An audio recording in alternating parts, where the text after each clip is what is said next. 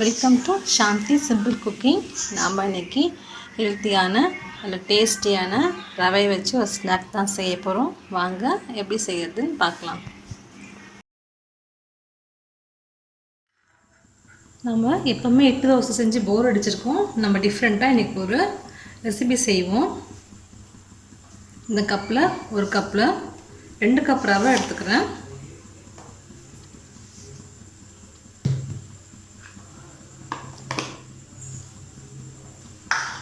அதில் 1.5 கப் தயிர் சேர்த்துக்கிறேன். அதில் இதுக்கு தேவையான உப்பு சேர்த்துக்கலாம். கொஞ்சமாக இருக்குது, நம்ம தண்ணி சேர்த்து நல்லா கலக்கி வச்சுக்கலாம்.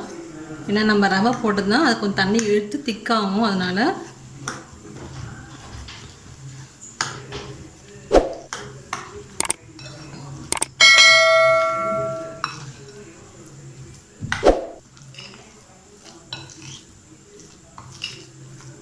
நம்ம இந்த புளிப்புக்காக தான் தயிர் சேர்க்குறோம்.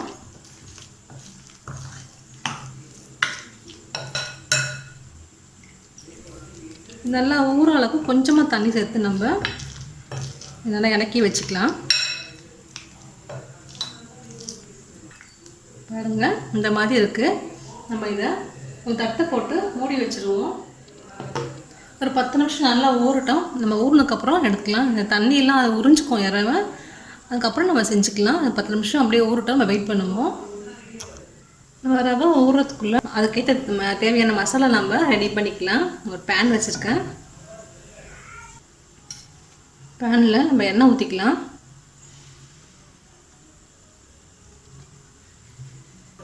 கொஞ்சமாக கடுகு போட்டுக்கலாம். கடுகு குறைஞ்சிடுச்சு, நம்ம சீரகம் கொஞ்சமாக போட்டுக்கலாம்.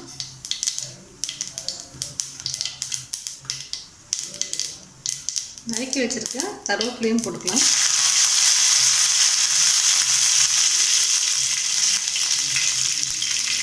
நறுக்கி வச்சுக்க அந்த வெங்காயம் போட்டு வச்சுருக்கேன். வெங்காயமும் போட்டுக்கலாம். கொஞ்சமாக உப்பு போட்டுக்கலாம். அப்புறம் வெங்காயம் நமக்கு சீக்கிரமாக வதங்கி கிடைக்கும்.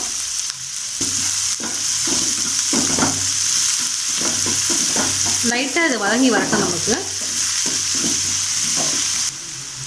நான் ஒரே பச்சை மிளகாய் நறுக்கி வச்சுருக்கேன். நம்ம அதையும் போட்டுக்கலாம்.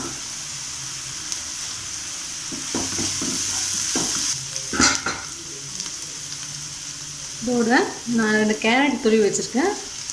கேரட்டை போட்டுக்கலாம். நம்ம என்ன வெஜிடபிள்ஸ் வேணாலும் போட்டுக்கலாம். கேரட், பீன்ஸு, உங்களுக்கு எந்த பிடிக்குதோ போட்டுக்கலாம். நான் கேரட் மட்டும்தான் போடுறேன்.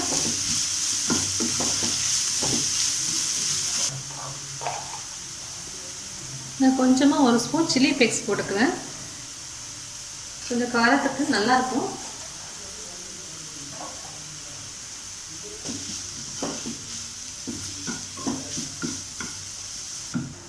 அவ்வளோதான். நம்ம இப்போ ஆஃப் பண்ணிப்போம். இது ஆறட்டும்.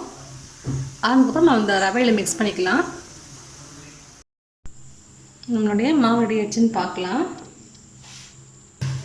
பாருங்கள், தண்ணிலாம் உறிஞ்சி ரவை நார்மலாக ஆகிடுச்சு. நம்ம அந்த மசாலா இதில் ஆட் பண்ணிக்கலாம்.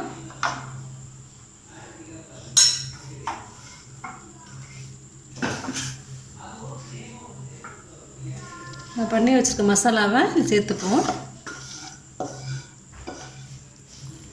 நல்லா கலந்துக்குவோம்.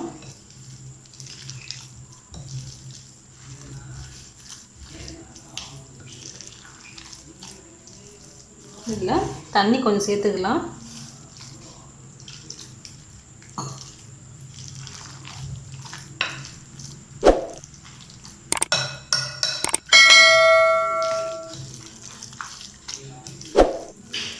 மாவில் உப்பெல்லாம் கரெக்டாக்கான்னு பார்த்துக்கோங்க.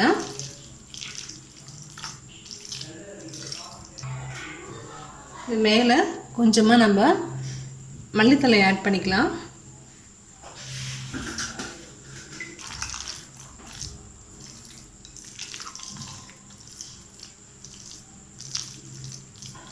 அவ்வளோதான். இப்போ நம்ம இதை சுட்டு எடுத்துக்கலாம்.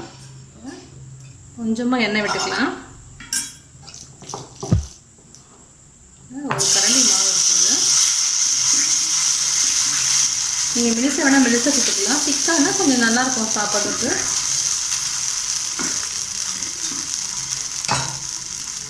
எண்ணெய் மேலே கொஞ்சம் ஊற்றிடுவோம். கொஞ்சம் மூடி அப்போ சீக்கிரமாக வெந்துடும் உங்களுக்கு. மூடி எடுத்துடலாம்.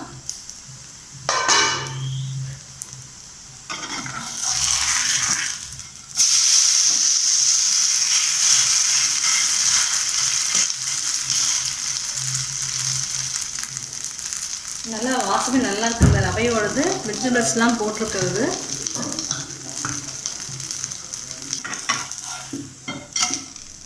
அவ்வளோதான், நல்லா வெந்துச்சு. நம்ம எடுத்துக்கலாம். இப்போது இதே மாதிரியே நம்ம எல்லாத்தையுமே சுட்டு எடுத்துக்கலாம். பாருங்கள், நம்மளுடைய ரவா ஸ்நாக் ரெடி ஆகிடுச்சு. ரொம்ப சிம்பிள், நல்லா டேஸ்ட்டாகவும் இருக்கும்.